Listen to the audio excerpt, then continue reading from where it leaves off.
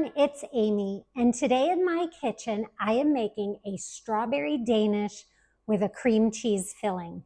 This is perfect for a breakfast, a dessert, a holiday brunch, you name it. I love it, my family loves it, so let's get started. All right, so first up, you're gonna need to put 3 blocks of cream cheese into your mixer. And you're gonna wanna make sure that this cream cheese has been softened to room temperature. So we're gonna add these in, and you'll want a cup of sugar, a teaspoon of almond extract. All right, we're gonna mix this up till it's pretty smooth and creamy for about 2 minutes. You may need to scrape down the sides of the bowl. Looks so creamy. And now we're gonna assemble our Danish. So you need a 13 by 9 dish, and you're gonna take a package of crescent rolls. Whew, it already popped on me. I didn't have to get the little scare. And now sometimes you can find them in the sheets. I couldn't find those at my grocery store. So these are the actual crescent rolls. And you're gonna lay it in the bottom. You don't need to go up the sides or anything, but you want to pinch those seams closed. So I just press it until it's pretty evenly distributed in the bottom of the pan. And now we're going to add our cheesecake filling. That almond extract gives such a nice aroma to this cheesecake, and the flavor is going to be out of this world.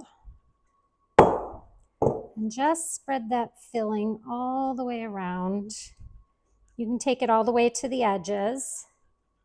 If you don't like almond extract, you can definitely just use vanilla and it works just fine. Don't want to lose any of that cheesecake filling there. Okay, on top of this, we're going to put a whole can of strawberry pie filling. Now, this is the best part of this recipe, is how easy it is to change the flavor. You can use an apple pie filling, you can use a blueberry pie filling, a peach pie filling, cherry pie filling, like literally go crazy, you guys. Pick your favorite flavor. And then spread that out. I love the strawberry and almond together. If, let's say, you're doing blueberry, lemon would be a great pairing for that. All right, we're gonna take our second package of crescent rolls. I try to unroll it a little bit using the seam as the middle marker there. And you kind of want to do the same, pinching closed if possible, but obviously it's much harder because the bottom is softer. But as it bakes, it's going to fluff up and fill in all the cracks. It's not as important as the bottom. Okay, let's finish this off. We're going to take a 1/4 cup of melted butter, and we're just going to kind of drizzle that over the top and use our pastry brush to rub that in. It'll give us a nice browning on top, plus butter. Hello, delicious. And then finally, because we used almond extract, I'm going to add a little bit of sliced almonds to the top. This is about a 1/4 cup of sliced almonds to the top. You could do a little bit more, you could do a little bit less, you could skip it all together, but I love that little bit of crunch with the soft texture of the Danish. This is going to go in the oven for 45 minutes at 350 degrees, and I'll be back when it's done. All right, the strawberry Danish just came out of the oven, and we're going to whip up the glaze real quick. So first up, you need 1 cup of powdered sugar, 2 tablespoons of milk, and the recipe calls for whole milk, but you can use any kind of milk you like. And you'll need about a 1/2 teaspoon of the almond extract. A little bit of this goes a long way. All right, let's whisk that together.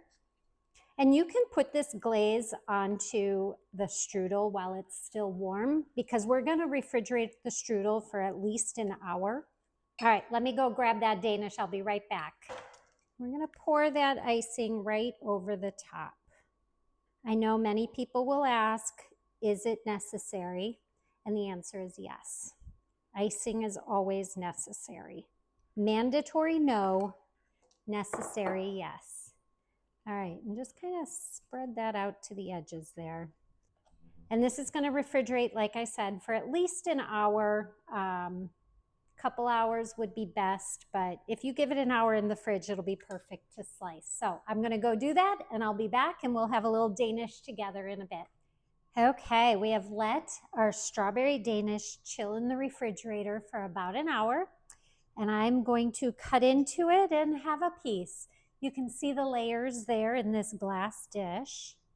I can smell that almond. It smells amazing.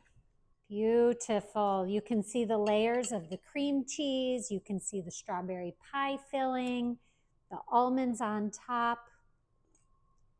Enjoy.